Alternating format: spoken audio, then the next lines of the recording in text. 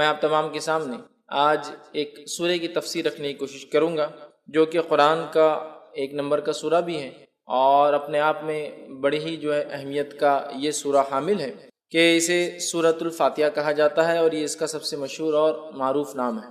تو آج میں آپ تمام کے سامنے مختصر کچھ باتیں سورۃ الفاتحہ کے تعلق سے رکھنے کی انشاءاللہ عزیز کوشش کروں گا۔ تو آئیے سب سے پہلے سورۃ الفاتحہ کے تعلق سے، اس کے نام کے تعلق سے چند باتیں ہم دیکھتے ہیں، جس میں سے یہ سب سے مشہور اور معروف جو سورہ فاتحہ کا نام ہے وہ فاتحہ ہے۔ اسے فاتحہ اس لیے کہا جاتا ہے کہ اس سے قرآن کھلتا ہے، اس سے یہ سورہ شروع ہوتا ہے، یاد رکھیے۔ ویسے سورت کے کئی نام ہیں اور کئی فضائل احادیث کے اندر آتے ہیں، اور خود قرآن نے بھی اس کے تعلق سے بیان کیا، اس کے فضائل کو بیان کیا، یاد رکھیے۔ تو یہ سورت اپنے آپ پہ بڑی اہمیت کی حامل ہے، نہ صرف حدیث میں اس کی فضیلت آتی ہے بلکہ نبی اکرم صلی اللہ علیہ وسلم کی حدیث کے علاوہ قرآن کے اندر بھی اللہ رب العزت نے اپنی اس ایک سورت کی فضیلت کو بیان کیا ہے۔ تو اس کا سب سے مشہور اور معروف نام وہ فاتحہ ہے۔ فاتحہ کا معنی ہوتا ہے کھولنا، اسی سے لفظ افتتاح یا فتح آتا ہے، مطلب لوگوں کو داخلے کا موقع ملا، شروعات ہوئی، یا پھر افتتاح کسی چیز کی اوپننگ کو عام زبان میں کہا جاتا ہے۔ تو چونکہ قرآن اس سے شروع ہوتا ہے اسی لیے اس کو فاتحۃ الکتاب بھی کہتے ہیں، قرآن کو شروع کرنے والی سورت، یا قرآن کو کھولتے ہی سب سے پہلی جس سورت پہ انسان کی نظر پڑتی ہے وہ سورۃ الفاتحہ ہے۔ تو یہ اس کا سب سے مشہور اور معروف نام ہے سورۃ الفاتحہ، اور میں سمجھتا ہوں اس سے بہت ساری چیزیں لوگ فاتحہ کے تعلق سے بہت ساری چیزیں ہم دیکھتے ہیں سماج میں ہوتی ہیں۔ بہرحال انشاءاللہ موقع ملا تو آگے اس کے تعلق سے رکھیں۔ تو سورۃ الفاتحہ کا سب سے مشہور اور معروف نام خود فاتحہ ہے، اس لیے کہ قرآن اس سے شروع ہوتا ہے۔ اسی طرح اس کا دوسرا مشہور اور معروف نام ہے وہ ہے ام الکتاب، کتاب کی ماں، کتاب کی اصل۔ ویسے کہتے کسی چیز کی اصل کو، اسی لیے ماں کو بھی کہا جاتا ہے عربی زبان میں، اس لیے کہ وہ اصل ہوتی ہے، اسی سے آگے کی نسلیں چلتی ہیں، اولادیں ہوتی ہیں۔ تو ام الکتاب مطلب یہ کتاب کی ماں، کتاب کی اصل، قرآن کی ماں، قرآن کی اصل، یہاں کتاب سے مراد قرآن، یاد رکھیں۔ تو اسے قرآن کا اصل کہا گیا، قرآن کی ماں کہا گیا۔ مطلب اس سورت کی اہمیت کتنی زیادہ ہے کہ گویا یہ ایک جڑ جیسا کام کرتی ہے، جیسا کہ ایک جڑ ہوتی ہے اسی سے جھاڑ آتا ہے، ٹھیک ہے۔ تو اس طرح سے یہ ام الکتاب مطلب یہ کتاب کی جڑ کہا جا رہا ہے اس سورت کو۔ اسی طرح سورۃ الفاتحہ کا ایک مشہور اور معروف نام ہے ام القرآن، قرآن کی ماں، قرآن کی جڑ۔ مطلب اندازہ لگائیے یہ سورت کتنی زیادہ اہمیت کی حامل ہے کہ اس کو قرآن کی جڑ کہا گیا، قرآن کی ماں کہا گیا۔ اس سے میں سمجھتا ہوں اس کی ہمیں پتہ چلتی ہے، اور نبی اکرم صلی اللہ علیہ وسلم نے جو جامع ترمذی کی روایت ہے اس میں فرمایا، کہا کہ یہی ام الکتاب ہے سورۃ الفاتحہ، یہی ام القرآن ہے سورۃ الفاتحہ، اور یہ قرآن عظیم ہے سورۃ الفاتحہ۔ تو اس حدیث کے اندر 3 نام آ رہے، ایک ام الکتاب اور ایک ام القرآن، کتاب کی ماں، کتاب کی جڑ، اور کتاب بھی یاد رکھیے قرآن کا ایک نام ہے۔ دوسرا کہا جا رہا ہے حدیث کے اندر کہ ام القرآن، قرآن کی ماں، مطلب قرآن ہم سمجھتے ہیں اس کی اہمیت کیا، تو قرآن کی اصل کہا جا رہا ہے سورہ فاتحہ، مطلب قرآن کی جڑ کہا جا رہا ہے، قرآن کی اصل کہا جا رہا ہے سورۃ الفاتحہ کو۔ اور میں سمجھتا ہوں یہی اس کی فضیلت، اس کی اہمیت جاننے کے لیے کافی ہے کہ اس کو قرآن کی اصل کہا جا رہا ہے۔ اسی طرح چوتھا اس کا مشہور و معروف نام ہے وہ ہے قرآن عظیم، قرآن عظیم، یاد رکھیے قرآن عظیم مطلب بڑا قرآن۔ تو سورۃ الفاتحہ جو کہ ایک سورت ہے قرآن کی اور مختصر سی سورت ہے، 7 آیتوں پر مبنی ہے، اسے قرآن عظیم کہا جا رہا ہے۔ قرآن عظیم دیکھیے آپ، قرآن عظیم مطلب بڑا قرآن، گریٹر قرآن کہا جا رہا ہے۔ تو میں سمجھتا ہوں اس میں ایک نام تو ہے سورہ فاتحہ کا، اور ساتھ میں اس کی اہمیت بھی پتہ چل رہی ہے۔ اور اللہ رب العزت نے اسی بات کو قرآن میں یوں دہرا کہا، وَلَقَدْ آتَيْنَاكَ سَبْعًا مِّنَ الْمَثَانِي وَالْقُرْآنِ الْعَظِيمِ، اے نبی ہم نے آپ کو 7 بار پڑھی جانے والی آیت عطا فرمائی، والقرآن العظیم، اور بڑا قرآن عطا فرمایا۔ تو یہاں اس آیت کے اندر 7 بار پڑھی جانے والی آیت بھی کہا جا رہا ہے، اور کہا جا رہا ہے قرآن عظیم، ٹھیک ہے۔ قرآن خود قرآن عظیم مطلب سورۃ الفاتحہ یہ بڑی عظمت والی سورت ہے، یہ بڑی اہمیت والی سورت ہے کہ اسے ام الکتاب کہا گیا، ام القرآن کہا گیا، قرآن عظیم کہا گیا، بڑا قرآن کہا جا رہا ہے۔ اسی طرح اس کا ایک مشہور اور معروف نام ہے وہ یہ ہے کہ سبع مثانی، سبع مثانی، سبع مثانی کا معنی 7 بار پڑھی جانے والی آیتیں۔ تو سبع مثانی بھی اسے کہا جاتا ہے اس لیے کہ اس کو بار ہم پڑھتے ہیں، ہر نماز میں ہم پڑھتے ہیں، نماز چاہے کسی قسم کی ہو سورۃ فاتحہ اس کے اندر شامل ہے۔ آپ سفر میں پڑھ رہے ہو سورہ فاتحہ شامل ہے، آپ قصر کر رہے ہو سورہ فاتحہ شامل ہے، آپ جنگ کے میدان میں صلاۃ الخوف مطلب خوف کی حالت میں پڑھ رہے ہو تو بھی سورہ فاتحہ شامل، مطلب کوئی بھی نہ ہو، چاہے آپ نفل پڑھ رہے ہو تو بھی سورہ فاتحہ ہے، چاہے آپ فرض پڑھ رہے ہو تو بھی سورہ فاتحہ ہے، موقعہ پڑھ رہے ہو تو بھی سورہ فاتحہ، تہجد پڑھ رہے تو بھی سورہ فاتحہ، کوئی بھی نماز ہو، ٹھیک، اور بار بار پڑھی جاتی ہے، ریپیٹیٹو آف ریپیٹیٹنگ جس کو کہیں گے، بار بار پڑھی جانے والی 7 آیتیں، تو سبع مثانی بھی اس سورت کو کہا جاتا ہے، سورۃ الفاتحہ کو یاد رکھیں، سبع مثانی، اور اسی بات کو اللہ رب العزت نے قرآن میں بیان کیا، جو کہ سورہ نمبر 15 آیت میں 87 میں اللہ نے بیان کیا، وَلَقَدْ آتَيْنَاكَ سَبْعًا مِنَ الْمَثَانِ، اے نبی ہم نے آپ کو 7 بار بار پڑھی جانے والی آیتیں دی، والقرآن العظیم، اور آپ کو بڑا قرآن عطا کیا، مطلب سورۃ الفاتحہ دی۔ تو سورہ فاتحہ کی فضیلت نہ صرف احادیث میں آتی ہے بلکہ سورۃ الفاتحہ کی فضیلت قرآن کے اندر بھی موجود ہے کہ اس کو 7 بار بار پڑھی جانے والی آیت کے طور پر بیان کیا گیا ہے۔ تو اس سورت کی یاد رکھی بڑی فضیلت ہے، بڑی اہمیت ہے، اس کے نام خود بتا رہے کہ اس کے کتنے فضائل ہیں، اور نام جو دیے گئے اس کی وجوہات بتا رہی ہے کتنی عظیم یہ سورت ہے۔ تو سبع مثانی 7 بار بار پڑھی جانے والی آیتیں مطلب سورۃ الفاتحہ۔ اسی طرح اس کا ایک اور مشہور اور معروف نام ہے جو جامع ترمذی کی ایک روایت میں آتا ہے، وہ ہے الصلاۃ، نماز، مطلب سورہ فاتحہ کو صلاۃ، نماز بھی کہا جاتا ہے، ٹھیک، آپ کہیں گے کیسے؟ تو آئیے جامع ترمذی کی روایت ہے، نبی اکرم صلی اللہ علیہ وسلم فرمایا، حدیث کے الفاظ دیکھیے اس طرح سے کہ نبی اکرم صلی اللہ علیہ وسلم فرماتے، اللہ فرماتا ہے، مطلب حدیث قدسی ہے کہ میں نے نماز کو اپنے اور اپنے بندے کے بیچ میں آدھا آدھا بانٹ لیا ہے، میں نے نماز کو اپنے اور اپنے بندے کے بیچ میں بانٹ لیا ہے، تقسیم کر دیا ہے، ٹھیک ہے۔ پھر آپ صلی اللہ علیہ وسلم فرمایا، جب اللہ فرماتا ہے کہ جب بندہ کہتا ہے الحمدللہ رب العالمین، تو اللہ کہتا ہے میرے بندے نے میری تعریف، مطلب جو بندہ ایک ایک آیت پڑھتا جاتا ہے تو اللہ رب العزت اس کا جواب دیتا جاتا ہے بندے۔ تو یہاں اس حدیث میں جو جامع ترمذی کی روایت ہے، نبی اکرم صلی اللہ علیہ وسلم نے فرمایا کہ سورۃ الفاتحہ کے تعلق سے اس کو صلاۃ کہا گیا، الصلاۃ مطلب اس کو نماز کہا گیا، یاد رکھیں، سورہ صلاۃ، تو اس کا ایک نام سورہ صلاۃ بھی، نماز، یاد رکھیں۔ اور اسی لیے علماء لکھتے ہیں اس کا نماز میں پڑھنا ضروری بھی ہے، اس لیے کہ اس کو نماز کہا گیا، مطلب اگر کوئی نماز میں اس کو نہ پڑھے تو اس کی نماز نہیں ہوگی، جو آپ صلی اللہ علیہ وسلم حدیث میں بیان کرتے ہو، اسی لیے کہا جا رہا ہے کہ اس کو نماز کہا جا رہا ہے کہ میں نے نماز کو، صلاۃ کو اپنے اور اپنے بندے کے بیچ میں بانٹ لیا ہے۔ جب میرا بندہ کہتا ہے الحمدللہ رب العالمین، تو اللہ رب العزت جواب دیتا ہے کہ میرے بندے نے میری تعریف کی۔ پھر جب بندہ کہتا ہے الرحمن الرحیم، تو اللہ کہتا ہے کہ میرے بندے نے میری جو ہے تعریف بیان کی، ٹھیک ہے۔ تو مطلب ایک کی بعد ایک اللہ تعالیٰ جواب دیتا جاتا ہے، یاد رکھیں، میں انشاءاللہ آگے اس کی حدیث کی پوری تفصیلات رکھوں گا آپ کے سامنے۔ تو یہاں اس حدیث میں اس سورت کو صلاۃ کہا گیا، ٹھیک ہے، یہ ایک اس کا مشہور اور معروف نام ہے، اور یہ چھٹا نام تھا جو ہم دیکھ رہے ہیں۔ اسی طرح اس سورت کو سورہ الشفا بھی کہا جاتا ہے، اس لیے کہ اس کو بیماری کے علاج کے لیے یا اسی طرح جادو کے علاج کے اندر اس کو پڑھ کر دم کیا جاتا ہے۔ تو سورہ الشفا مطلب جس سے شفا حاصل کی جا سکتی ہے، یا اس کا ایک اور نام جو کہ ایک 8واں مشہور مارنا، سورۃ الرقیہ، اسے رقیہ بھی کہا جاتا ہے۔ کیوں رقیہ کہا جاتا ہے؟ اس کے پیچھے ایک طویل واقعہ ہے، اس کا بس مختصر رکھتا ہوں۔ واقعہ یوں ہے کہ صحابہ فرماتے ہیں کہ ایک مرتبہ صحابہ کی ایک جماعت جو کہ 30 لوگوں کے جو ہے قریب صحابہ تھے، وہ ایک گاؤں، ایک بستی میں گئے۔ اس بستی میں جانے کے بعد ہوا یہ کہ انہوں نے کھانے پینے کے لیے کچھ مانگا، بستی والوں نے انکار کر دیا چونکہ مسلمان تھے۔ نتیجتاً یہ ہوا کہ ان لوگوں کو بستی سے باہر رکنا پڑا۔ رات کے وقت لونڈی ایک بھاگتے ہوئے آئی اور کہا ہمارے جو آقا ہے، گروپ کا جو سردار ہے، جو لیڈر ہے، اس کو ایک بچھو نے کاٹ لیا یا سانپ نے کاٹ لیا، کسی موذی چیز نے، زہریلے جانور نے کاٹ لیا، کیا آپ میں سے کوئی ہے جو جھاڑ پھونک کرے؟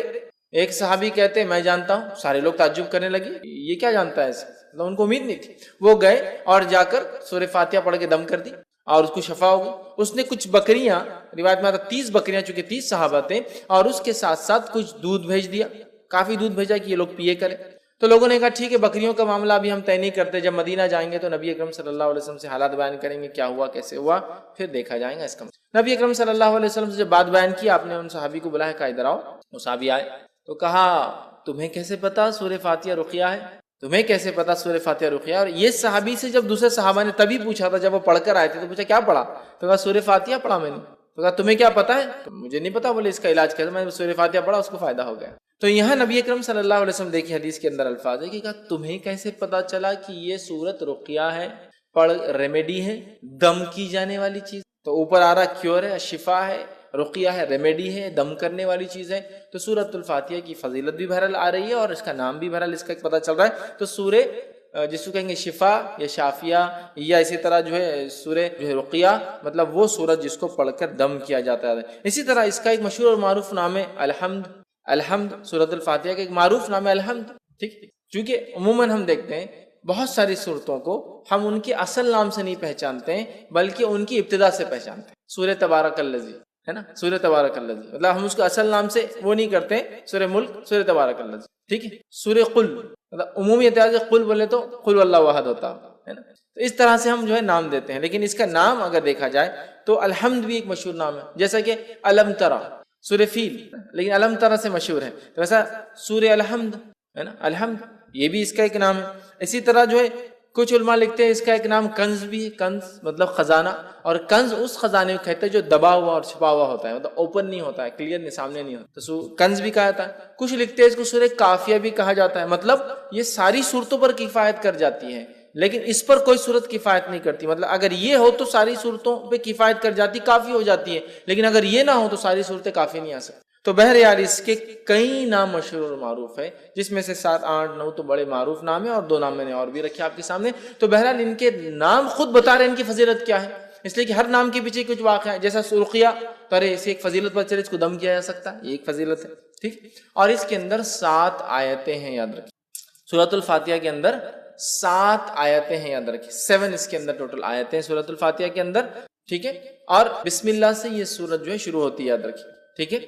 اب اس میں اختلاف ہے کہ بسم اللہ کسی سورت کا حصہ ہوتا ہے یا نہیں ہوتا، یاد رکھیں، ٹھیک ہے. بسم اللہ کسی سورت کا حصہ ہوتا ہے یا نہیں ہوتا ہے، اس میں اختلاف ہے، سوا اس کے کہ جو ایک بار جو ہے جو سلیمان علیہ السلام کا واقعہ آتا ہے، جس میں سلیمان علیہ السلام نے جب خط لکھا تو تب لکھا انہ من سلیمان انہ بسم اللہ الرحمن الرحیم، کہ سلیمان کی طرف سے، اور سلیمان علیہ السلام نے شروع کیا خط اللہ کے نام سے جو بڑا مہربان نہایت رحم کرنے والا ہے. اس کو چھوڑ کر یہ تو آیت کا حصہ ہے، اس کو چھوڑ کر یاد رکھیے بسم اللہ کے تعلق سے اختلاف ہے کہ آیت ہے یا نہیں ہے. اور بسم اللہ یہ ایک واحد ایسی آیت ہے یا ایسا حصہ ہے قرآن کا جس کو نہ ماننے پر کوئی انسان کافر نہیں ہوتا. سورہ کی ابتدا میں، بیچ میں نہیں. جب بیچ میں آ جائیں گا تو پھر تو ماننا لازم ہوا، جو ایک ہی جگہ آتا ہے، ٹھیک ہے. بسم اللہ الرحمن الرحیم 114 مرتبہ قرآن میں آتا ہے، 113 مرتبہ سوروں کے اوپر لگتا ہے اور ایک سورت کے اوپر نہیں لگتا ہے، ٹھیک ہے. اب بسم اللہ کو کیوں آیت مانا نہیں جاتا، کیوں مانا جاتا ہے، اس پہ ایک لمبی بحث ہے. بس میں مختصر ہی سمجھا دوں کہ اس میں خود صحابہ میں اور صحابہ کے بعد علماء کے اندر یہ اختلاف باقی رہا، تابعین تابعین میں، کہ اکثر کا یہ ماننا تھا کہ بسم اللہ الرحمن الرحیم صرف سوروں کے ڈیفرنسیشن کے لیے لگایا جاتا ہے، فرق کرنے کے لیے کہ دوسرا سورہ چالو ہو رہا ہے بس. اس وجہ سے اس میں اختلاف ہے کہ آیت ہے یا فرق کرنے کے لیے لگایا جاتا ہے. اور سورہ انفال اور سورہ توبہ کو بہت سارے صحابہ ایک ہی صورت مانتے تھے، جس کی وجہ سے سورہ توبہ کے اوپر بسم اللہ نہیں آتا ہے، کیونکہ پورا واقعہ جنگ سے متعلق ہے، مال غنیمت سے متعلق ہے، جنگ میں کیا کرنا ہے، یہ ساری چیزیں تفصیلات ڈسکس ہو رہی ہے. سمجھ رہے آپ؟ تو لہٰذا سورہ انفال اور سورہ توبہ کی تھیم ایک ہی ہے، تو بہت سارے صحابہ اس کو ایک ہی صورت مانتے تھے. سورہ انفال سے شروع کر کے سورہ توبہ کے آخر تک ایک ہی صورت مانتے تھے، اس وجہ سے بیچ میں بسم اللہ نہیں لگاتے تھے. سمجھا؟ تو باقی پہ ان کا کہنا تھا کہ یہ فرق کرنے کے لیے لگایا جاتا ہے. لیکن ایسی کچھ روایتیں ملتی، جیسے کہ حدیث کے اندر آتا ہے نبی اکرم صلی اللہ علیہ وسلم نے فرمایا، صحیح مسلم کی روایت آپ نے فرمایا، مجھ پر ابھی ایک سورت نازل ہوئی. صحابہ بیٹھے تھے، صحابہ نے کہا کون سی سورت؟ تو آپ صلی اللہ علیہ وسلم نے فرمایا بسم اللہ الرحمن الرحیم، اور آپ نے اس کے بعد سورت کو تلاوت کی، انا اعطینا کل کوثر، یہ سورۃ الکوثر تلاوت کی. تو یہاں پڑھا بسم اللہ الرحمن الرحیم انا اعطینا کل کوثر. سمجھ رہے ہیں؟ تو یہاں بسم اللہ آپ نے لگا دیا. تو کچھ علماء لکھتے ہیں بسم اللہ حصہ ہے اور ہر سورت سے پہلے پڑھنا چاہیے، کچھ نے کہا نہیں ہے. لیکن سورہ فاتحہ کے اندر جمہور کا یہ قول ہے، جمہور علماء کا یہ قول ہے کہ یہ جو ہے اس کا حصہ ہے سورہ فاتحہ کے حد تک، چونکہ اگر بسم اللہ کو نہ پڑھا جائے تو پھر 6 آیتیں بچتی ہیں. تو ان کا قول یہ ہے، لیکن اس کو جہر میں نہیں پڑھا جائے گا، سر میں پڑھا جائے گا. آیت کا حصہ تو ہے لیکن اس کو جہر میں نہیں پڑھا جائے گا، سر میں. کیوں جہر میں نہیں پڑھا جائے گا اور سر میں پڑھا جائے گا؟ تو اس تعلق سے یہ دیکھا گیا کہ بہت سارے صحابہ اس کو جہر میں نہیں پڑھتے تھے، اور خلفائے راشدین بھی چاروں بھی اس کو جہر میں نہیں پڑھتے، لہٰذا اکثریت نے نہیں پڑھا. لیکن کچھ قرتوں کے اندر بسم اللہ بھی پڑھا جاتا، جیسا مدینے کے اندر پڑھا جاتا تھا، مکے میں نہیں پڑھا جاتا تھا. بہرحال اس کے بعد بہت سارے علاقوں میں پڑھا گیا، بہت سارے منی، اور آج بھی ہم دیکھتے ہیں بہت ساری جگہ آپ دیکھیں گے جب بسم اللہ کو پڑھیں گا خالی تو بسم اللہ الرحمن الرحیم الحمدللہ سے کریں گا، لیکن بہت ساری جگہ نہیں. بہرحال تو اس میں بھی اختلاف ہے کہ جہر میں پڑھا جائے نہ پڑھا جائے، لیکن بات ثابت ہے کہ خاموشی میں بھی اس کو پڑھا جا سکتا ہے. تو یہ حصہ ہے سورہ فاتحہ کا، لیکن اس کو جہر میں نہیں پڑھا جائے گا. بسم اللہ الرحمن الرحیم امام دل میں پڑھیں گا، الحمدللہ رب العالمین، اس کے بعد سے اس کو جہر میں پڑھیں گا جہاں جہری نماز ہے، اور سرجہ نماز ہے تو وہاں تو سوال ہی نہیں آتا. ٹھیک ہے؟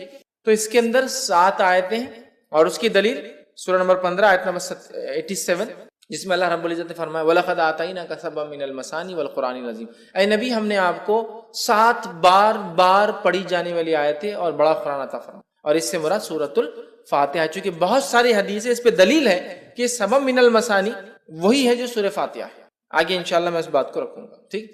تو اس میں ٹوٹل 7 آیتیں سورۃ الفاتحہ کے اندر، ٹھیک ہے، اور اس کو بار بار پڑھا جاتا ہے، 7 بار پڑھی جانے والی آیتیں، اور ہم جانتے ہیں کہ کوئی نماز اس کے بغیر مکمل نہیں ہوتی ہے، چاہے انسان کسی بھی قسم کی نماز پڑھا ہو، سفر میں ہو یا شہر میں ہو، اپنے علاقے میں ہو، چاہے وہ نماز فرض ہو، سنت ہو، نفل ہو، یا کسی بھی قسم کی نماز ہو، ساری نمازوں کے اندر سورۃ الفاتحہ پڑھی جاتی ہے، یاد رکھیے اس چیز کو، ٹھیک ہے۔ تو اس کے اندر 7 آیتیں ہیں۔ اسی طرح اس کی فضیلت میں جو بات آتی وہ یہ ہے کہ مسند احمد کی روایت ہے، نبی اکرم صلی اللہ علیہ وسلم کے تعلق سے ایک واقعہ یوں آتا ہے کہ ایک صحابی فرماتے، ابو سعید معلّہ رضی اللہ عنہ فرماتے ہیں کہ میں نماز پڑھ رہا تھا، رسول اللہ صلی اللہ علیہ وسلم نے مجھے کہا کہ میرے پاس آؤ، لیکن میں نماز میں تھا، میں نے نماز کو مکمل کیا، نماز مکمل کر کے نبی اکرم صلی اللہ علیہ وسلم خدمت میں حاضر ہوا، آپ کو سلام کیا، تب نبی اکرم صلی اللہ علیہ وسلم نے پوچھا جب میں نے تمہیں پہلے آواز دی تھی تم نے جواب کیوں نہیں دیا؟ تو انہوں نے کہا اللہ کے رسول صلی اللہ علیہ وسلم میں نماز کی حالت میں تھا،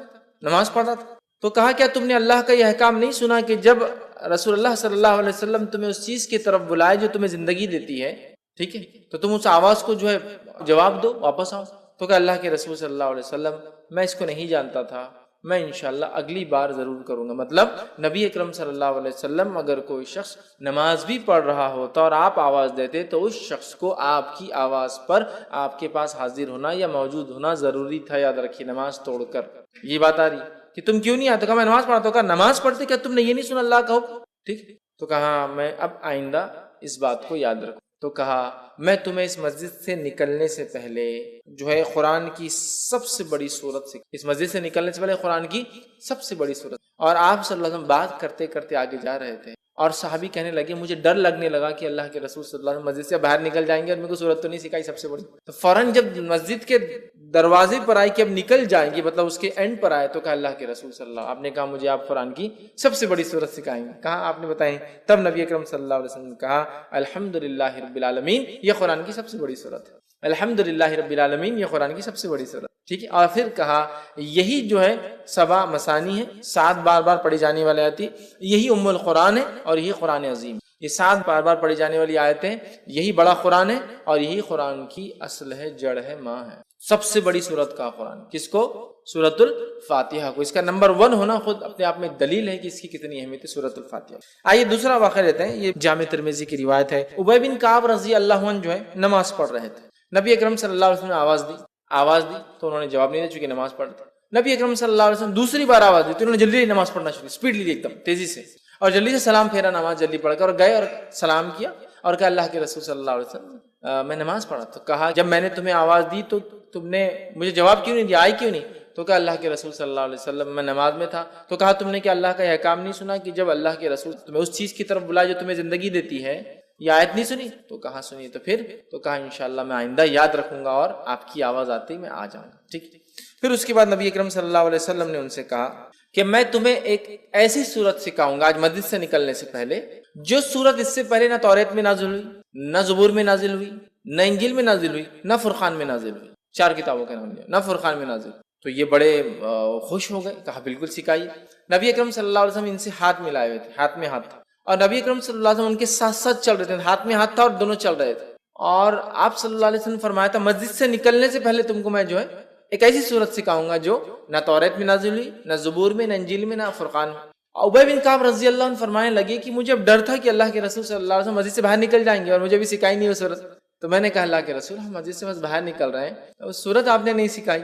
تب نبی اکرم صلی اللہ علیہ وسلم نے ان کو فرما کہا قسم ہے اس ذات کی جس کے ہاتھ میں میری جان ہے، وہ سورۃ الفاتحہ، الحمدللہ رب۔ سورۃ الفاتحہ یہ وہ سورت ہے قرآن کی جو اس سے پہلے نہ توریت میں نازل ہوئی، نہ زبور میں نازل ہوئی، نہ انجیل میں نازل ہوئی، اور نہ ہی فرقان میں آپ نے کہا، قرآن میں اب ہو گئی ہے، اس سے پہلے کبھی نازل نہیں ہوئی۔ ایک روایت میں اس طرح کے الفاظ آتے ہیں کہ ایک آواز نبی اکرم صلی اللہ علیہ وسلم نے ایک مرتبہ سنی، جبرائیل علیہ السلام سے پوچھا یہ آواز کیسی تھی؟ تو کہا آج جنت کا ایک ایسا دروازہ کھولا گیا، آج آسمان کا ایک ایسا دروازہ کھولا گیا جو اس سے پہلے کبھی نہیں کھولا گیا تھا، اور فرشتے سورۃ الفاتحہ لے کر آئے، مطلب اسپیشل فرشتے آئے، اسپیشل ہوئی ساری چیز، سمجھے، جو دروازہ اس سے پہلے کبھی نہیں کھلا۔ تو سورۃ الفاتحہ ایک ایسی سورت ہے جو اس سے پہلے کسی امت کو نہیں دی، یہ اس کی فضیلت ہے، کسی امت کو نہیں دی گئی، یہ سب سے بڑی سورت ہے قرآن کی، کسی امت کو، کسی قوم کو، کسی نبی کو، کسی کو یہ سورت نہیں دی گئی، سورۃ الفاتحہ، ٹھیک۔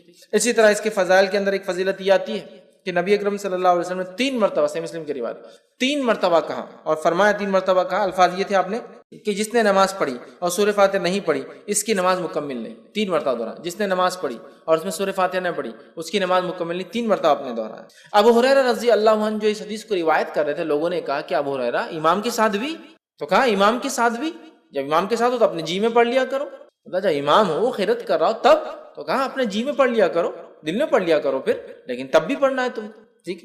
اس کے بعد جو ہے ابو ہریرہ رضی اللہ عنہ فرمایا اس صورت کو اتنی اہمیت اس لیے دی جا رہی ہے کہ میں نے اللہ کے رسول صلی اللہ علیہ وسلم کہتے ہوئے سنا کہ اللہ نے نماز کو اپنے اور اپنے بندے کے بیچ میں بانٹ لیا ہے، کہ میں نے نماز کو، اللہ فرما رہا ہے، اپنے اور اپنے بندے کے بیچ میں بانٹ لیا ہے۔ اور پھر الفاظ ہیں، جب بندہ کہتا ہے الحمدللہ رب العالمین تو اللہ جواب دیتا ہے بندے نے میری جو ہے تعریف۔ پھر جب بندہ کہتا ہے الحمدللہ رب العالمین الرحمن الرحیم، کہ بڑا مہربان نہایت رحم والا، یہ الفاظ ادا کرتا ہے تو اللہ تعالیٰ جواب دیتا ہے میرے بندے نے میری حمد بیان کی، ٹھیک۔ اس کے بعد جب بندہ کہتا ہے مالک یوم الدین تو اللہ کہتا ہے میرے بندے نے میری حمد بیان کی، ٹھیک ہے۔ اس کے بعد جب بندہ کہتا ہے ایاک نعبد و ایاک نستعین تو اللہ کہتا ہے یہ میرے اور میرے بندے کے بیچ میں ہے، جو میرا بندہ مانگے گا میں اس کو وہ دوں گا، یہ میرے اور میرے بندے کے بیچ میں ہے، یہ میرے اور میرے بندے کے بیچ میں ہے۔ اسی لیے علماء لکھتے ہیں کہ سورۃ الفاتحہ کو 3 حصوں میں تقسیم کیا جا سکتا ہے۔ پہلا، اللہ کی حمد و ثنا تعریف، بسم اللہ الرحمن الرحیم الحمدللہ رب العالمین الرحمن الرحیم مالک یوم الدین، تعریف۔ اس کے بعد یہ آیت ایاک نعبد و ایاک نستعین، تو پہلی 4 آیتیں اللہ کی تعریف، 5ویں آیتیں اللہ اور بندے کے بیچ میں آدھا ہے، حدیث کے الفاظ بھی یہ میرے بندے اور میرے بیچ میں ہے، اور میرے بندے نے جو مانگا میں اسے بیچ میں، تو علماء لکھتے ہیں بیچ میں، مطلب اس میں دونوں باتیں، اے اللہ ہم تیری ہی عبادت کرتے ہیں اور تجھی سے مدد طلب کرتے ہیں۔ آدھی آیت اللہ کے لیے، آدھی بندے کے لیے ہوئی، اپنا تیری عبادت کرتے ہیں، تجھے سے مدد طلب کرتے ہیں، ٹھیک۔ اہدنا الصراط المستقیم صراط الذین انعمت علیہم غیر المغضوب علیہم ولا الضالین، یہ پورا بندہ دعا کر رہا ہے۔ تو پہلی 4 آیتیں اللہ کی تعریف، 5ویں آیتیں بندے اور اللہ کے بیچ میں، اور باقی کی 2 آیتیں بندے نے اپنی دعا کی۔ 3 حصوں میں تقسیم کرتے ہیں، اللہ کی حمد و ثنا، اللہ اور بندے کے بیچ، اور بندے نے اپنی، ٹھیک۔ تو یہاں اللہ کہتا ہے یہ میرے اور میرے بندے کے بیچ میں ہے، میرے بندے کو وہ دوں گا جو اس نے خواہش کی ہے، جو اس نے مانگا ہے۔ پھر جب بندہ کہتا ہے اہدنا الصراط المستقیم صراط الذین انعمت علیہم غیر المغضوب علیہم ولا الضالین، تو اللہ کہتا ہے یہ میرے اور میرے بندے کے بیچ میں ہے، میرے بندے کو میں وہ دوں گا جو اس نے مجھ سے مانگا ہے۔ مطلب جو دعا ہم نے کی، اے اللہ ہم تجھی سے مدد طلب کرتے ہیں، اہدنا الصراط المستقیم، ہمیں سیدھا راستہ دکھا، صراط الذین انعمت علیہم، ان لوگوں کا راستہ دکھا جس پہ تیرا انعام ہوا، غیر المغضوب، ان لوگوں کے راستے پہ مت چلا جن پر تیرا غضب ہوا، ولا الضالین، اور ان کے راستے پہ نہ چلا جو اپنی راہ سے بھٹک گئے۔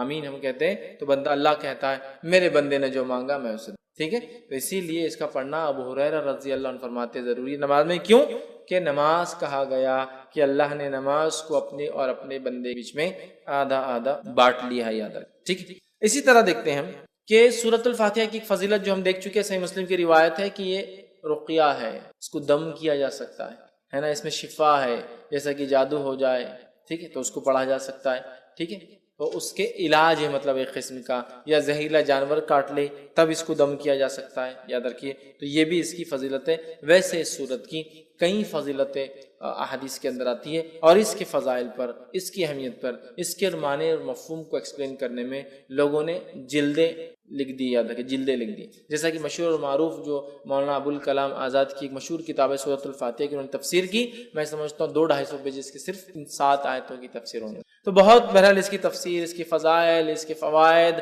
اور اس صورت کے کیا فائدے ہوتے ہیں، اس کی کیا اہمیت ہے، اس کے ہر حرف ہر معنی کی کیا اہمیت ہے، اس لیے کہ اس کو قرآن کی جڑ کہا جا رہا ہے، اصل کہا جا رہا ہے، ماں کہا جا رہا ہے، تو ظاہر سی بات ہے کہ معمولی جو ہے صورت نہیں ہے، یہ معمولی چیز قرآن عظیم کہا جا رہا ہے، معمولی بات نہیں، 7 بار بار پڑھی جانے والی آیتیں معمولی نہیں، نماز میں پڑھنا ضروری معمولی نہیں ہے، ٹھیک ہے.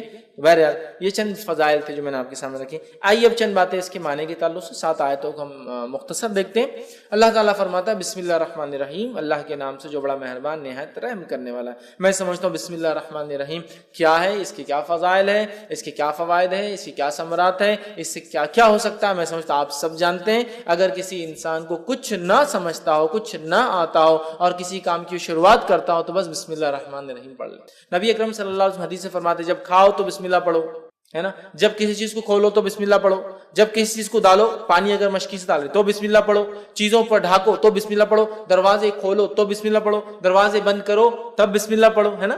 کتنا ہے، قرآن پڑھ رہے ہیں اس سے پہلے ہم کو بسم اللہ پڑھنا ہے، کسی کام کی شروعات کرے اس سے پہلے ہم کو بسم اللہ پڑھنا ہے. مطلب بسم اللہ ایک طرح سے ایک ماسٹر دعا ہے، ایک ماسٹر کی جیسا ہوتا ہے نا، تو ایک ماسٹر دعا ہے کہ ہمیں کچھ نہیں آتا تو یہ کر سکتے کم از کم بسم اللہ، اللہ کے نام سے بڑا مہربان نہایت رحم. اور یہ بڑی اہم چیز ہے، اگر یہ شامل نہ ہو تو ہمارا کھانا اس میں بھی شیطان شامل، ہمارا پینا اس میں بھی شیطان شامل، ہمارا رہنا اس میں بھی شیطان شامل. یاد رکھیے، اور اللہ کا ذکر نہ ہو تو ہر عمل میں شیطان داخل ہو جاتا ہے. یاد رکھ، سمجھ رہا، ہر عمل میں یاد رکھیے. تو بسم اللہ کو ایک معمول بنا لے اللہ کے نام سے، ہے نا.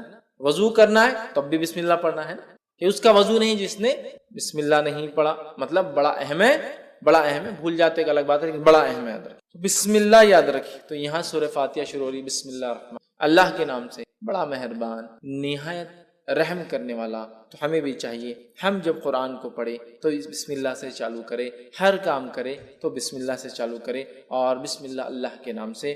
ظاہر سی بات ہے اگر ہم کسی کام کو اللہ کے نام سے شروع کریں گے تو یہ کام بابرکت ہوگا، فضیلت کا حامل ہوگا، اہمیت کا حامل ہوگا، برکت لائیں گا، رحمت لائیں گا، ہے نا. اللہ کا کرم ہمارے طرف متوجہ ہوگا، اس لیے کہ ہم نے اللہ کے بابرکت نام سے اس چیز کی شروعات کی. اور اللہ کے نام سے زیادہ بابرکت چیز دنیا میں کوئی نہیں ہے، سب سے بابرکت چیز. اس کے بعد اللہ تعالیٰ جس میں تاثیر دے اس کو برکت والا اللہ بنا دیتا ہے، لیکن سب سے بابرکت چیز. تو ہم جب شروعات کریں کسی چیز کی تو بسم اللہ سے کریں. تو یہاں بھی اللہ نے سورۃ الفاتحہ کی اپنی کتاب کی ابتدا بسم اللہ الرحمن الرحیم، اللہ کے نام سے بڑا مہربان نہایت رحم والا.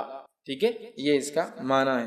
الحمدللہ رب العالمین. آیت نمبر 2، تمام تعریفیں اس اللہ کے لیے جو سارے عالم کا رب ہے. تمام تعریفیں اس اللہ کے لیے سارے عالم کا رب ہے. اب قرآن کی ابتدا اور سٹارٹ دیکھیے کتنی بیوٹیفلی ہو رہی ہے، کتنی خوبصورتی کے ساتھ ہے. پہلے شروعات کرنے کا طریقہ سکھا دیا گیا، کتاب شروع ہوتی ہے بسم اللہ الرحمن الرحیم، ہر کام سے پہلے کرو.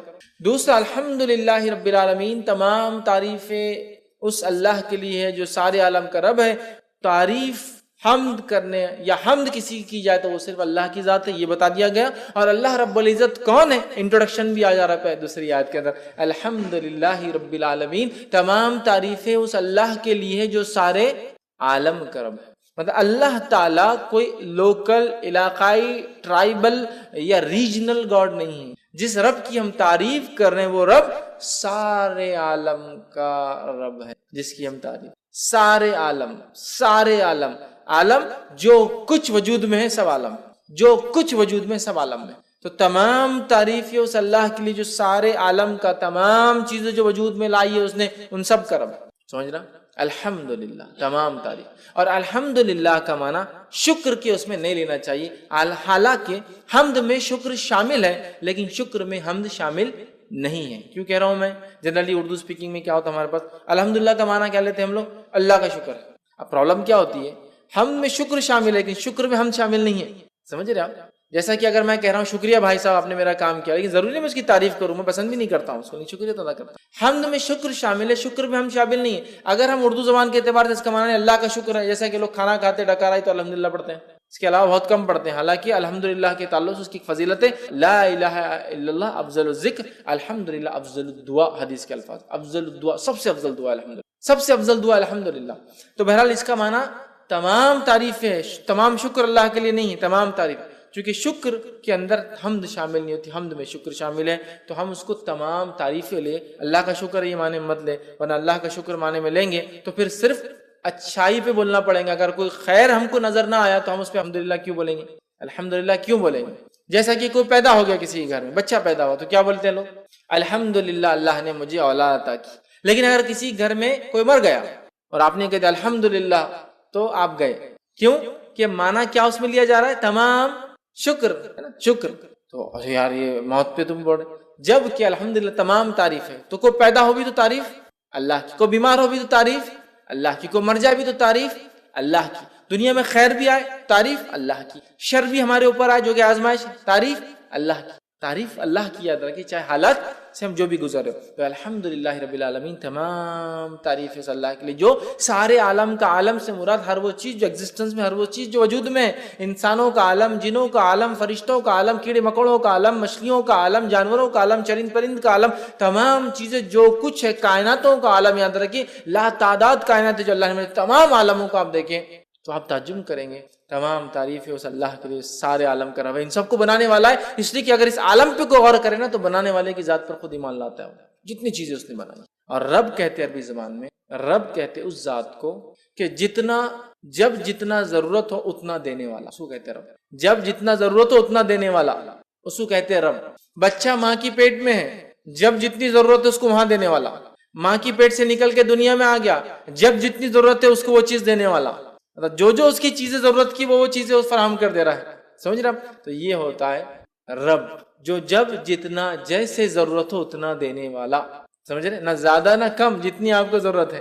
تو الحمدللہ رب العالمین، تمام تعریف اس اللہ کے لیے ہے جو سارے عالم کا رب ہے. یاد رکھیے. اور عالم میں کیا کہوں، اگر ایک انسان رب کا انکار کرتا ہے، اگر عالم پہ بھی غور کرے تو رب پر ایمان لائے گا کہ نہیں بنانے والا ہے، اور اس نے ہر چیز کو اتنا دیا جتنی اس کو ضرورت تھی.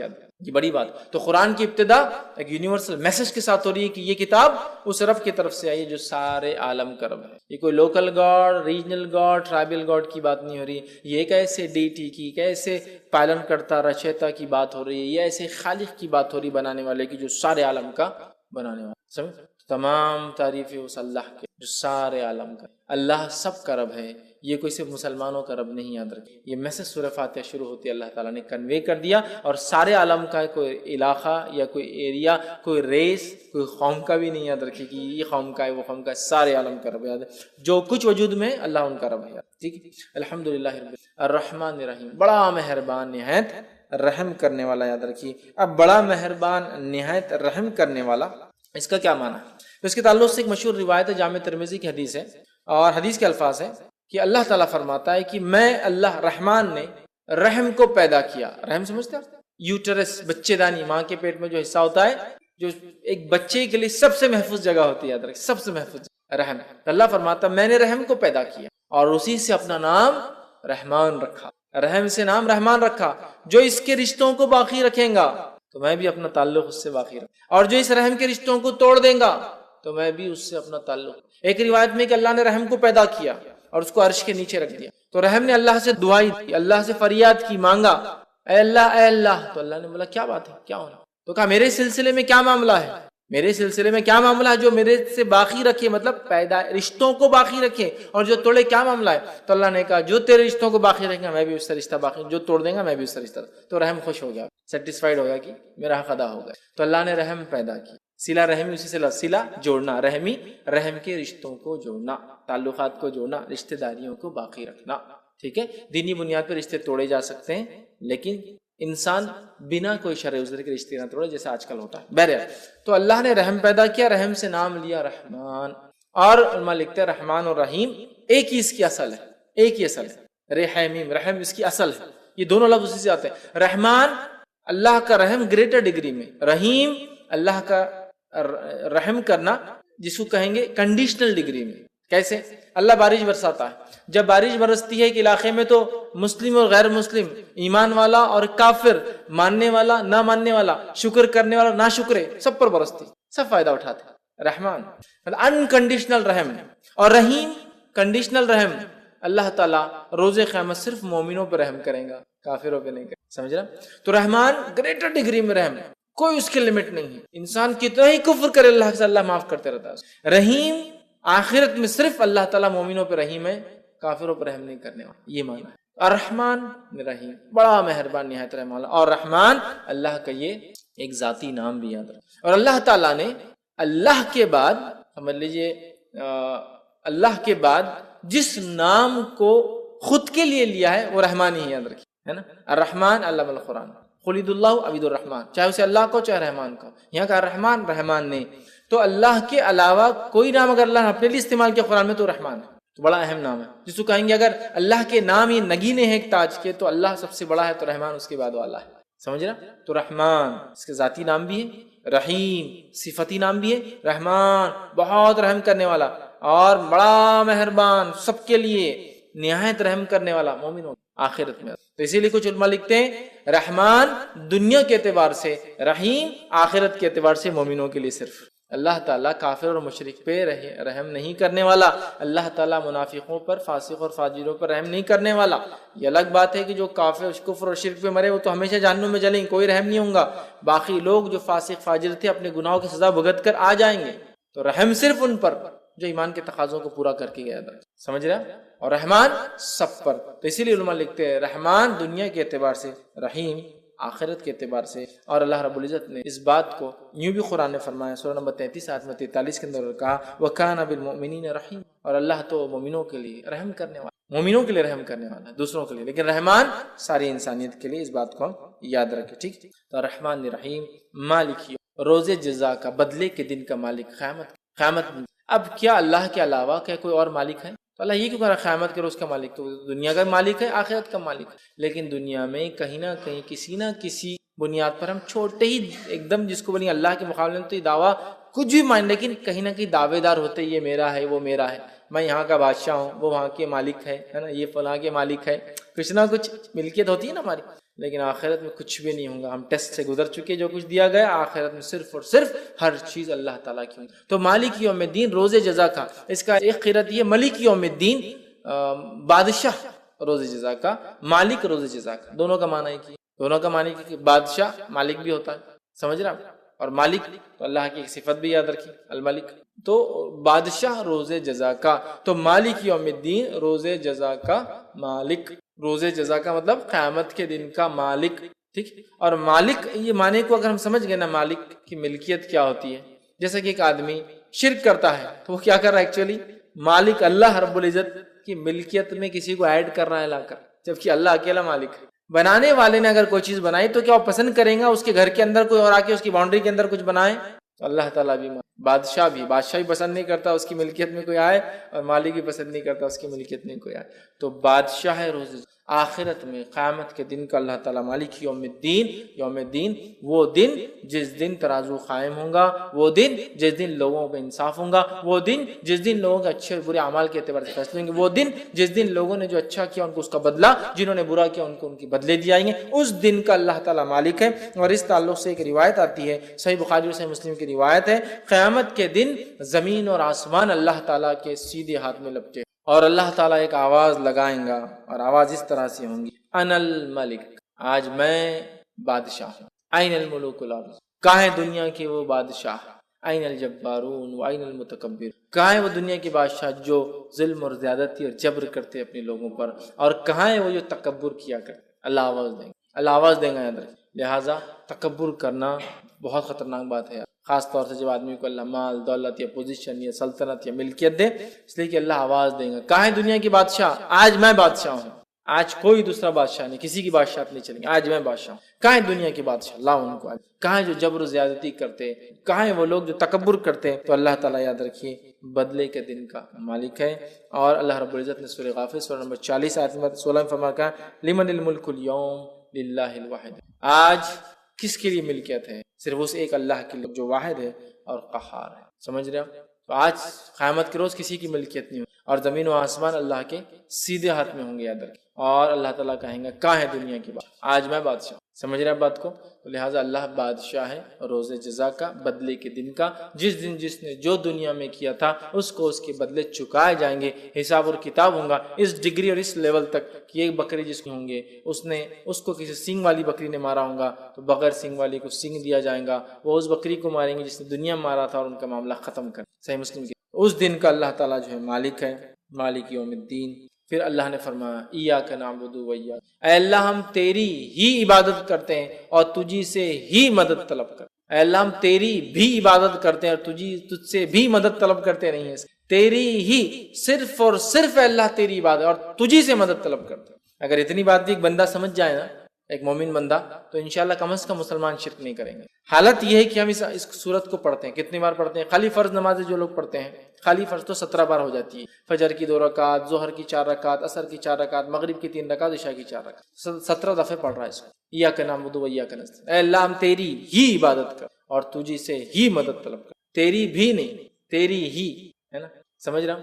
جیسا کہ مثال کے لیے اگر میں کسی سے کہوں، میں اپنے بھائی سے کہہ رہا ہوں، میں اپنی والدہ سے کہہ رہا ہوں، ٹھیک، کہ میں آپ سے بھی محبت کرتا ہوں، اور ایک ہے میں آپ سے ہی محبت کرتا ہوں۔ جب آپ سے ہی کہہ رہا ہوں تو اس کا کوئی اور شریک نہیں اس محبت، اور آپ سے بھی کہہ رہا ہوں تو مطلب بہت لوگ شریک۔ تو یہاں جو صیغہ ہے تیری ہی عبادت کرتے، تجھی سے ہی مدد طلب کرتے ہیں، تیرے علاوہ کسی کی عبادت نہیں کرتے، اور تیرے علاوہ کسی سے مدد طلب نہیں کرتے کسی بھی قسم۔ یہ معنی ہے۔ اور اس آیت کو ہم دیکھیں تو پہلی 4 آیتیں اللہ کی تعریف، حمد و ثنا تھی۔ یہ آیت 2 حصوں میں تقسیم، یہ آیت 2 حصوں میں تقسیم، آدھی بندے اللہ کے لیے، آدھی بندے کے لیے، اور بندہ اس کے بعد اپنی باتیں رکھ رہا ہے، تجھی سے مدد طلب کرتے، کیا طلب کرتے؟ آگے دعا بھی اللہ ہی سکھا رہا ہے۔ سبحان اللہ۔ سورۃ الفاتحہ ایک خوبصورت صرف اللہ کی حمد و ثنا اور دعا نہیں ہے، بلکہ یہ بہترین اپنے آپ میں ایک مکمل دعا ایک بندے کے لیے جو اس کو زندگی جینے کے لیے چاہیے، اور جو دعا اللہ نے اس میں سکھا کر اس دعا پہ ہم مکمل کھڑے اتر گئے تو دنیا کی اور آخرت کی کامیابی ہمارے لیے یاد رکھیں انشاءاللہ۔ تیری ہی عبادت کرتے ہیں، تیرے ساتھ کسی کو ذرہ برابر بھی ہم شریک نہیں کرتے ہیں کسی بھی چیز میں، نہ تیری عبادت میں، نہ تیرے اسماء و صفات میں، اور نہ ہی تیری مطلب جس کو کہیں گے رب ہونے کے اندر، نہ تیرے نام اور جو ہے صفات کے اندر، اور نہ ہی تیری عبادت کے اندر کسی بھی اس میں ذرہ برابر بھی کسی کو شریک نہیں، کیونکہ اللہ اس کو پسند نہیں۔ سمجھ رہا بات؟ تو اللہ تیری ہی عبادت کرتے ہیں، تجھے سے ہی مدد طلب کرتے ہیں، اور کیا اس کے بعد مدد طلب کر رہے ہیں، کیا دعا ہم اللہ سے کر رہے ہیں؟ اللہ تعالیٰ نے خود وہ دعا بھی سکھا دی۔ تو ایاک نعبد و ایاک نستعین اہدنا الصراط المستقیم، اے اللہ ہمیں سیدھے راستے پر چلا، اے اللہ ہمیں سیدھے راستے پہ چلا۔ صراط کہتے ہیں راستہ، مستقیم سیدھا راستہ، اے اللہ ہمیں سیدھے راستے پہ چلا۔ اب سیدھے راستے کی ہم دعا کرتے ہیں اہدنا الصراط المستقیم، اب یہ سیدھے راستے میں ہم کیسے چل پائیں گے؟ بتائیے مجھے۔ اہدنا الصراط المستقیم، سیدھا راستہ دکھا۔ یہ سیدھا راستہ کیا ہے؟ میں جو راستے مجھے وہی سیدھا لگ رہا ہے، آپ جو راستے آپ کو وہ سیدھا لگ رہا ہے، دنیا کا ہر انسان جس راستے اس کو لگا وہی طریقہ، وہی سیدھا راستہ ہے۔ کون بتائیں گا سیدھا راستہ کیا ہے؟ میں شرک بدعت کر رہا ہوں مسلمان کہہ کے اپنے آپ کو صراط مستقیم پہ ہوں، سب کو باقی گمراہ سمجھ رہا ہوں، ہے نا؟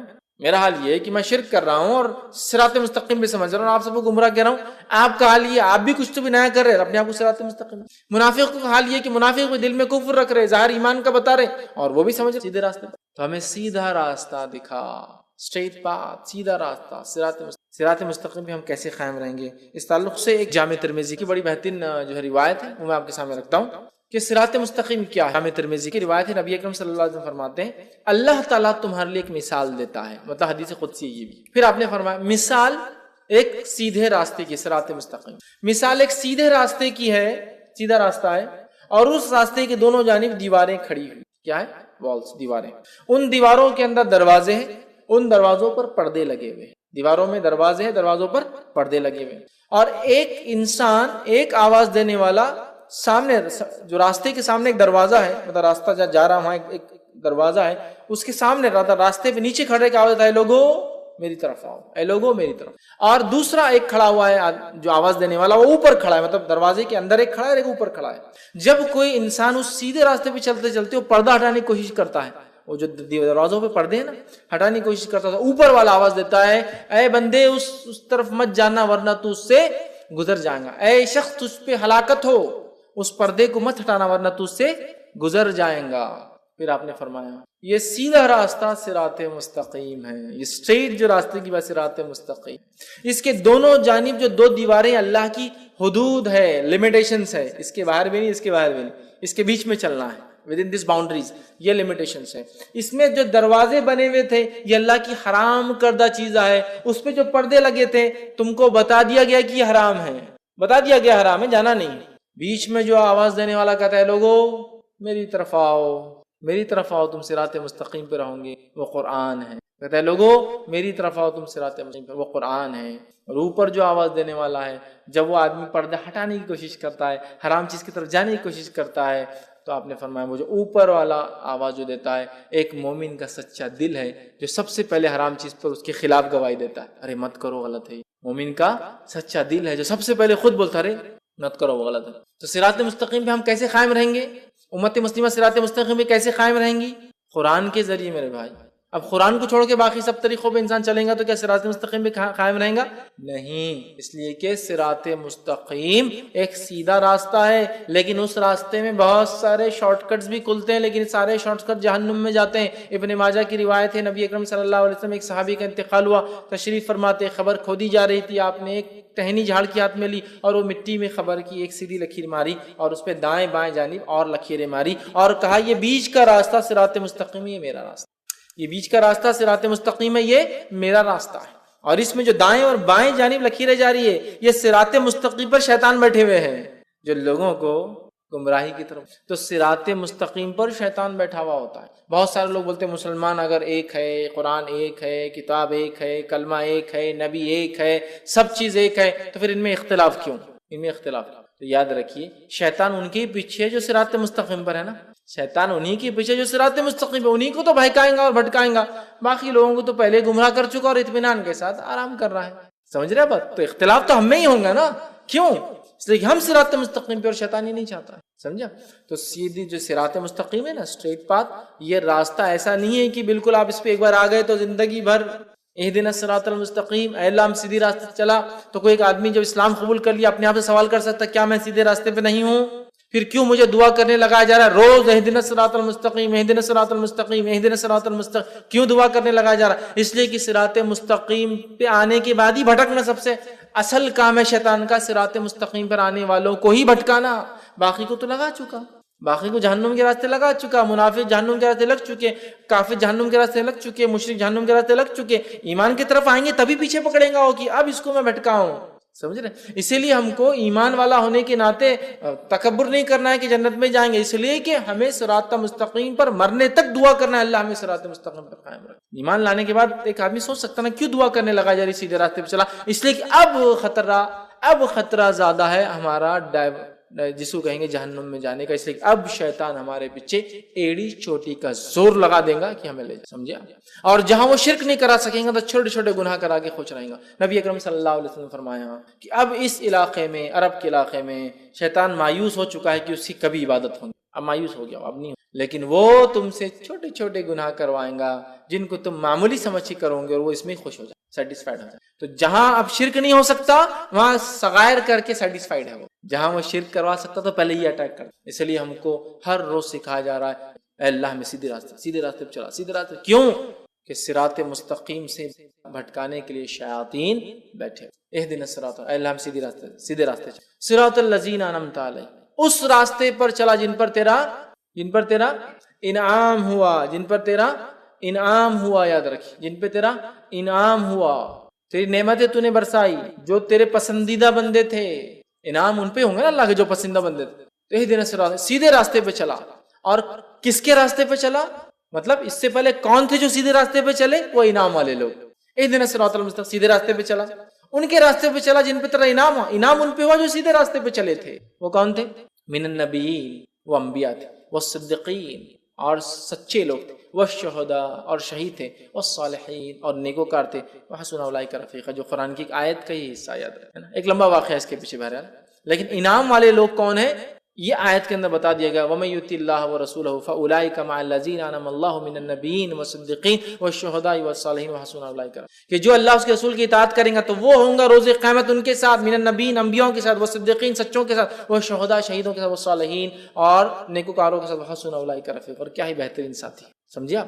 انعام کس پر ہو؟ 4 لوگوں پر، انبیاؤں کے طریقے پہ ہم کو چلنا ہے، اور بالخصوص نبی اکرم صلی اللہ علیہ وسلم کے طریقے پر، آخری نبی جو ہمیں دیے گئے، وصدیقین، اور سچوں کے طریقے پہ، جس طرح سے ابوبکر الصدیق سچے انسان تھے، سارے دنیا نے جھٹلایا، آپ نے اقرار کیا، سارے لوگ عرب کے ہنس رہے تھے کہ محمد کہہ رہے ہیں، جو مشہور واقعہ ہے کہ آپ کو لقب صدیق کیوں ملا، وہ یہ تھا کہ سارے لوگ ہنس رہے تھے کہ محمد صلی اللہ علیہ وسلم رات کے حصے میں کل گئے اور جا کر مسجد اقصیٰ سے پھر آسمانوں کا سفر کر کے آئے، دیکھو محمد، نعوذ باللہ، محمد صلی اللہ علیہ وسلم تمہارا ساتھی، کسی نے ابوبکر صدیق سے کہا تمہارا ساتھی جو ہے نعوذ باللہ پاگل ہو چکا ہے، کہ وہ یہ کہہ رہا ہے کہ رات کے حصے میں مسجد اقصیٰ جو کہ 1 مہینے کا سفر، اس کے بعد آسمانوں کا سفر کر کے آیا ہے۔ ابوبکر صدیق رضی اللہ عنہ نے کہا کیا محمد صلی اللہ علیہ وسلم یہ بات کہہ رہے؟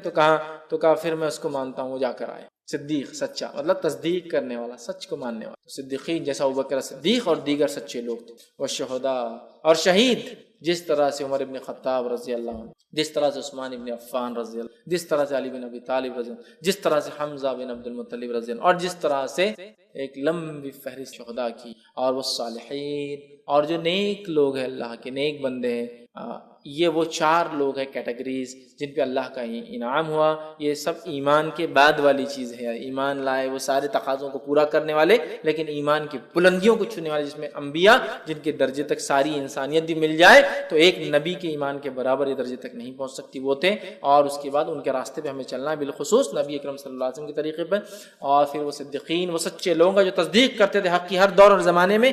آج بھی اس زمانے سے ہم گزر رہے ہیں جس زمانے میں اسلام کا انکار کرنا، حق کا انکار کرنا معمولی بات سمجھی جا رہی ہے ادھر کی۔ اس دور میں تصدیق کرنا کہ میں ایمان لاتا ہوں اس چیز پر، من ہوں ان جیسا کہا گیا، یہ ایک سچے انسان کی، مومن کی آج پہچان ہے۔ وہ شہداء، وقت پڑنے پر اپنا جان مال تو انسان لگاتا ہے، جان بھی اللہ کے راہ میں لگا دے۔ وہ صالحین، اور نیکیوں پہ اڑا رہے، اس لیے کہ آج نیکی کرنا بہت مشکل۔ حسن اولئک رفیقا، اور اللہ نے کہا کیا ہی بہترین ساتھی ہے، جو اللہ رسول کی اطاعت کرے گا تو ہوں گا 4 لوگوں کے ساتھ، اور یہ بہترین ساتھی ہے، تو یہ انعام والے لوگ ہیں۔ تو اللہ چلا ہمیں سیدھے راستے پر، کن کے راستے پر؟ جو اس راستے پہ چل چکے ہیں پہلے۔ وہ کون ہے؟ وہ 4 لوگ جن پہ تیرا انعام ہوا، وہ 4 لوگ یہ ہے، ٹھیک ہے؟ صراط الذین انعمت علیہم غیر المغضوب، اور مت چلا ان راستے پر، ان لوگوں کے راستے پر جن پر تیرا غضب ہوا۔ اس سے مراد یہود، اس سے مراد یہود، اس لیے کہ وہ ایمان والے تھے ہم سے پہلے، لیکن ایمان والے ہونے کے باوجود انہوں نے کفر کو اور شرک کو پسند، انبیاء کی نافرمانی کو پسند، اللہ کے جس کو شعار علامت انبیاء کو قتل کرنا پسند کیا، جو رب چاہتا تھا اس کی خلاف ورزی کرنے کو پسند کیا، ہفتے کو مت شکار کرو کرنا ہے پسند، سمجھ رہے آپ، نافرمانیوں کو پسند کیا، اطاعت کو چھوڑ دیا۔ یہود، ان پر اللہ کا غضب ہوا، اور یہود کی خصوصیت رہی جو ان سے کہا گیا وہ پیچھے رہے اس، اور اللہ رب العزت ان سے وعدہ کر چکا قیامت تک یہودیوں کو اللہ تعالیٰ آزماتا رہے، زبردست عذاب، ہر صدی میں ان پہ عذاب آتا ہے، ہر دور میں ان پر ایک صدی میں عذاب آتا ہے، زبردست اللہ عذاب لاتا، چونکہ ان کی سرکشیاں اتنی زیادہ ہیں۔ تو کہا غیر المغضوب، چلا انعام والی راہ پر، مت چلا ان لوگوں کے طریقے پر جن پر تیرا غضب ہوا، یہاں مراد یہود ہے، ولا الضالین، اور ان کے طریقے پہ مت چلا جو تیرے راہ سے بھٹک گئے، یہاں مراد نصارہ، اس لیے کہ ایک یہودیوں کو دیے گئے انبیاء انہوں نے قتل کیا انبیاء کو بے حرمتی، اور ایک دیے گئے نبی نصارہ کو انہوں نے خدا بنا دیا، مطلب دونوں ہی الگ الگ ڈائریکشن میں بھاگ، ایک حد سے پیچھے رہ گیا تو ایک حد سے آگے بھاگ گیا، جو ان کی رائٹس تھے، جو ان کا حق تھا وہ چھوڑ کر ایک نے اتنا دیا کہ بولے یہ تو اللہ ہی ہے نبی کو، اور ایک نے کیا کیا، نبیوں کو قتل کیا جا رہا ہے دھڑلے سے، یہ نبی نے برابر فتویٰ نہیں قتل کر دو، ایک بات اپنے دل سے خلاف کی، قتل کرا دو، مار دو، سمجھ رہا بات۔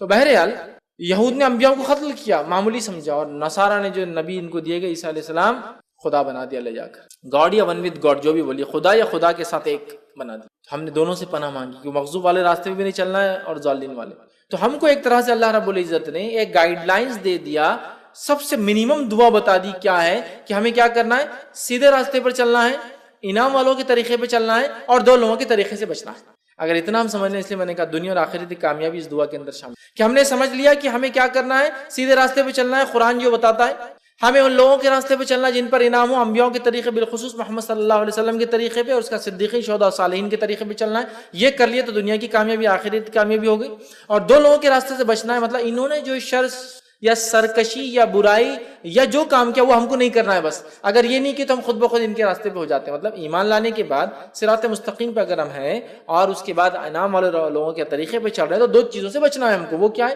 جس طرح سے یہود نے کام کیا جن پہ اللہ کا غضب ہوا، اور ضالین نے کیا، اگر یہ کر لیتے ہیں انشاءاللہ عزیز تو ہم ان دونوں سے بچ گئے، اور یہ لوگوں کے طریقے پہ چل گئے تو دنیا بھی کامیاب، آخرت بھی۔ ابھی انعام والوں کی راہ کیا ہے اور کیسی ہے، یہ صراط مستقیم کیا ہے؟ قرآن اب شروع ہو رہا ہے اس کے بعد، ہے نا، سورہ فاتحہ کے بعد الف لام میم ذالک الکتاب شروع ہو رہا ہے کہ یہ ہے وہ صراط مستقیم جو حدیث کے اندر جامع ترمذی کی آگے قرآن جو بلاتا ہے لوگوں میری طرف آؤ، صراط مستقیم، یہ صراط مستقیم پہ قائم رہنے کا ایک ہی ذریعہ قرآن، دوسرا کوئی ذریعہ نہیں، کوئی کتاب نہیں، کوئی چیز، قرآن، اے لوگوں میری طرف آؤ، اے لوگوں میری طرف آؤ، اور وہ صراط مستقیم ہے، وہی سیدھا راستہ ہے۔ تو ہمیں قرآن کو تھامنا ہے۔ اگر اہدنا الصراط المستقیم ہم دعا کرتے ہیں تو صراط الذین انعمت علیہم، انعام والوں کی راہ، کیا انعام والوں کی راہ، کیا کیا انہوں نے؟ قرآن اٹھا لیجیے، سورہ بقرہ چالو ہو گیا، موسیٰ علیہ السلام کا واقعہ چالو ہو گیا، کیا کیا حرکتیں کی موسیٰ علیہ السلام کے ساتھ لوگوں نے، ہمیں وہ حرکتیں اپنے انبیاء، اپنے نبی کے ساتھ، اور خاص طور سے محمد صلی اللہ علیہ وسلم کے ساتھ نہیں کرنا چاہیے، چونکہ ہم آخری امت ہے، لہٰذا دوسرے نبی کا تذکرہ اب ہمارے لیے وہ لائق اتباع نہیں ہے، محمد صلی اللہ علیہ وسلم طریقے پہ چلنا ہے. ہم نے کوئی بھی کام اس کے خلاف نہیں کرنا جس طرح سے وہ لوگوں نے اپنے انبیاء کو. ہمیں وہ کوئی حرکت، وہ کوئی کام، وہ کوئی خصلت، وہ کوئی کیریکٹر اپنے اندر نہیں پیدا کرنا ہے جو یہود کے اندر تھا، جس کے اللہ کا غضب ہوا ان پر. کوئی بھی چیز نہیں کرنا جو انہوں نے کیا، کسی بھی شکل میں انہوں نے کیا، ہمیں نہیں کرنا ہے. سمجھ رہے ہیں؟ ہمیں کچھ نہیں کرنا ہے، ورنہ پھر کیا ہوگا؟ نتیجہ وہی ہوگا. ہمیں جو ہے ہر اس چیز کی خلاف ورزی کرنا ہے جو انہوں نے کیا، اس لیے کہ انہوں نے اپنی کتاب کی ہر وہ چیز کی خلاف ورزی کی جو ان کو کرنے کو کہا گیا تھا. معلوم ہے؟ انہیں کہا جا رہا ہفتے ایک دن مت کرو شکار، تو کر رہے ہیں. ہمیں ان کی مخالفت کرنا. نبی اکرم صلی اللہ علیہ وسلم ساری زندگی یہودیوں کی مخالفت، حتیٰ کہ جب آپ مدینہ پہنچے، مدینہ پہنچنے کے بعد پوچھا کہ یہودی روزہ رکھتے ہیں 10 محرم کو، کیوں؟ تو کہا آج عید کا دن ہے، موسیٰ علیہ السلام کو اللہ نے آزادی دی تھی، فرعون کو غرق کیا تھا، بنی اسرائیل کے لیے خوشی کا دن ہے، انڈیپینڈنس ڈے تھا، خوشی کا دن. تو نبی اکرم صلی اللہ علیہ وسلم نے کہا موسیٰ علیہ السلام پر ہمارا حق زیادہ ہے ان لوگوں سے، ہم بھی روزہ رکھیں. آپ نے اعلان کیا. یہود خوش ہو گئے کہ محمد صلی اللہ علیہ وسلم بھی روزہ رکھ رہے ہیں. مطلب مشرکین مکہ پر اور دیگر لوگوں پر، عربوں پر ایک دھاک جمیں گی کہ محمد وہ کر رہے ہیں جو ہم لوگ کرتے ہیں پہلے سے. نبی اکرم صلی اللہ علیہ وسلم نے اعلان کیا اگر اگلے سال زندہ رہا تو میں ایک نہیں 2 روزے رکھوں گا. یہود نے کہا یہ آدمی کوئی ایک چیز تو جس میں ہماری مخالفت چھوڑے، کوئی ایک چیز تو. اب روزہ تھا، اس میں بھی انہوں نے 2 رکھا. نبی اکرم صلی اللہ علیہ وسلم کوئی چیز میں ان کی جو ہے پیروی نہیں کی، ہر چیز میں مخالفت. آپ نے کہا یہود و نصارہ اپنے بالوں کو نہیں رکھتے ہیں، مطلب داڑھیوں کو، سر کے بال جب سفید ہوتے ہیں تو وہ مہندی نہیں لگاتے ہیں، تو مخالفت کرو ان کی، تم مہندی لگاؤ. مطلب دیکھنے دکھانے میں بھی ان کی شواہد اختیار نہیں کریں گے، وہاں بھی مخالفت. سمجھ رہے ہیں؟ اتنی مخالفت سکھائی.